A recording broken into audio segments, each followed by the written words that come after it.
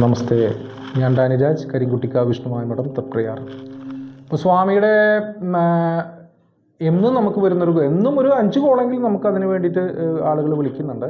സ്വാമിയെ വീട്ടിൽ വെച്ച് ആരാധിക്കാമോ?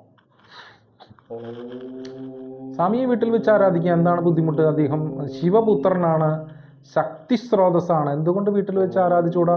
ഭഗവാൻ കൃഷ്ണൻ എങ്ങനെ വെച്ച് ആരാധിക്കുന്നു അതുപോലെ തന്നെ വിഷ്ണുമായ സ്വാമിയെയും കരിങ്കുട്ടി സ്വാമിയൊക്കെ വീട്ടിൽ വെച്ച് ആരാധിക്കാം, യാതൊരു വക തെറ്റൂല. കഴിഞ്ഞ ദിവസം ഞാനൊരു സഹോദരൻ്റെ വീട്ടിൽ പോയപ്പോൾ അദ്ദേഹം പറഞ്ഞു, വീട്ടിൽ കയറി വരുന്നോട് തന്നെ വിഷ്ണുമായ സ്വാമിയുടെ ഫോട്ടോ കണ്ടു കഴിഞ്ഞാൽ ഞാനൊരു കൂടോത്രക്കാരനാണെന്ന് ആളുകൾക്ക് തോന്നുമോ? എന്താ സ്വാമി കൂടോത്രം ചെയ്യാനുള്ള ദേവനാണോ? എന്താണ് കൂടോത്രം? ഏത് കാര്യത്തിനുണ്ടൊരു നല്ല വശവും ചീത്ത വശവും അല്ലേ? ഇപ്പോൾ നമ്മളൊരു വെട്ടുകുത്തി വാങ്ങി വെച്ചു, എന്തൊക്കെ ചെയ്യാം? വിറക് വെട്ടാം, മടൽ വെട്ടി ഒതുക്കി വയ്ക്കാം, കത്തിക്കാനുള്ള എല്ലാ കാര്യങ്ങൾക്കും അത് ഉപയോഗിക്കാം, തൂപ്പ് വെട്ടാം അല്ലേ? അപ്പം അതിനൊക്കെ അത് ഉപയോഗിക്കാം, കഴുത്ത് വെട്ടാനും അത് ഉപയോഗിക്കാം. അപ്പം ഏത് കാര്യമാണെങ്കിലും നല്ലതിന് ഉപയോഗിക്കാം, ചീത്തയ്ക്കും ഉപയോഗിക്കാം. ഇപ്പം സ്വാമിയെ വെച്ച് ആരാധിക്കുന്ന എല്ലാ മനുഷ്യരും കൂടോത്രം ചെയ്യുന്നവരല്ല. എന്നാൽ ചില വ്യക്തികൾ അതിനെപ്പറ്റി അറിവില്ലാതെ സ്വാമിയെ പ്രാർത്ഥിച്ച് മറ്റുള്ളവർക്ക് ഉപദ്രവം വരാൻ വേണ്ടി പ്രാർത്ഥന നടത്തുന്നുണ്ട്. അങ്ങനെ പല സ്ഥാനങ്ങളുണ്ട്. അപ്പം അത് ഉൾക്കൊണ്ടിട്ട് പറയരുത്. സ്വാമി ഒരുപാട് ക്ഷേത്രങ്ങളിൽ പ്രധാന ദേവനായിട്ടിരിക്കുന്ന ഒരു കാലഘട്ടമാണ്. ഒരുപാട് വലിയ വലിയ മഠങ്ങളും സാമ്പത്തിക സ്രോതസ്സുള്ള ഒരുപാട് വ്യക്തികളുടെ വീടുകളിലും തറവാട്ട് മഠപതി സ്ഥാനത്തും സ്വാമി പ്രധാനിയായിട്ടിരിക്കുന്ന ഒരു സമയമാണ്. അപ്പോൾ ആ ഒരു കാലഘട്ടത്തിൽ, പണ്ടത്തെ കാലഘട്ടമല്ല, പണ്ടൊക്കെ ഞാൻ ചെറുപ്പത്തിൽ സ്വാമിയുടെ ആളെന്ന് പറയുമ്പോൾ ആളുകൾക്കൊക്കെ ഭയങ്കര ഭയമായിരുന്നു. ചാത്തൻ്റെ ആളാണ് വരുന്നത് എന്ന് പറഞ്ഞ് മാറ്റി നിർത്തുക. അന്നത്തെ സമയങ്ങളിലൊക്കെ ചാത്തൻ്റെ ഫോട്ടോ കാണുമ്പോഴേക്കും ഓടി ഒളിച്ചിരുന്ന ഒരു കാലഘട്ടം ഉണ്ടായിരുന്നു. ഇപ്പോൾ എല്ലാ ഷോപ്പുകളിലും സ്വാമിയുടെ ഫോട്ടോസുകളും വിഗ്രഹങ്ങളും നമുക്ക് സുലഭമായി കിട്ടുന്ന ഒരു കാലഘട്ടമാണ്. എല്ലാ വീടുകളിലും വെച്ചാരാധനയും കാര്യങ്ങളും നടന്നുകൊണ്ടിരിക്കുന്ന ഒരു സമയമാണ്. അപ്പോൾ സ്വാമിയുടെ ഫോട്ടോ കൊണ്ടിട്ട് കൂടോത്രക്കാരനാണെന്ന് തോന്നേണ്ട കാര്യമൊന്നുമില്ല.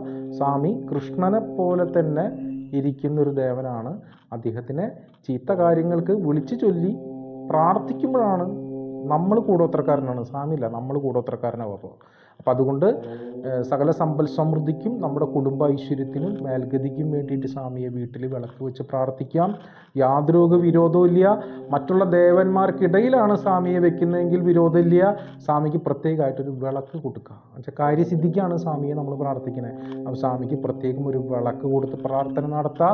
നിത്യഭണ്ഡാരം വയ്ക്കുക. നിത്യവും ഓരോ നാണയം ഒഴിഞ്ഞിടുന്ന രീതിക്കാണ് നിത്യഭണ്ഡാരം എന്ന് പറയുന്നത്.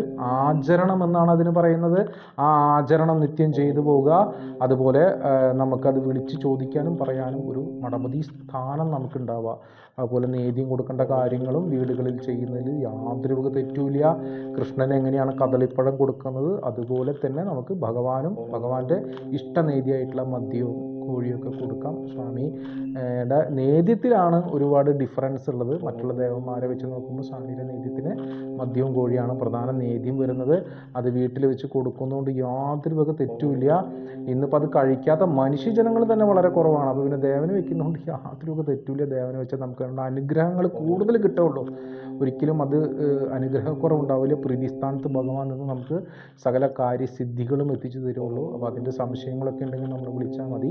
നേരിട്ട് വരേണ്ടതായിട്ടുള്ള സംശയങ്ങൾക്ക് നേരിട്ട് വരേണ്ടതിന് വരും. ചെറിയ ചെറിയ കാര്യങ്ങളാണെങ്കിൽ ഫോണിൽ കൂടെ നമ്മൾ പറഞ്ഞു തരുന്നതായിരിക്കും. അപ്പോൾ സ്വാമിയെ വീട്ടിൽ വിളക്ക് വെച്ച് ആരാധിക്കുമ്പോൾ യാതൊരു വക തെറ്റില്ല. അതിനെന്തെങ്കിലും സംശയമുള്ളവരുണ്ടെങ്കിൽ വിളിക്കുക.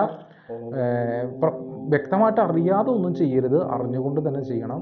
തെറ്റായിട്ടുള്ള ഒരുപാട് കാര്യങ്ങൾ യൂട്യൂബ് വഴിയും ചാനൽ വഴിയൊക്കെ ഫേസ്ബുക്ക് വഴിയൊക്കെ പ്രചരണം നടത്തിക്കൊണ്ടിരിക്കുന്നുണ്ട്. അതിലൊന്നും വീഴാതെ സത്യസന്ധമായ കാര്യങ്ങൾ മനസ്സിലാക്കിക്കൊണ്ട് സ്വാമിയെ വെച്ച് ആരാധിക്കുക.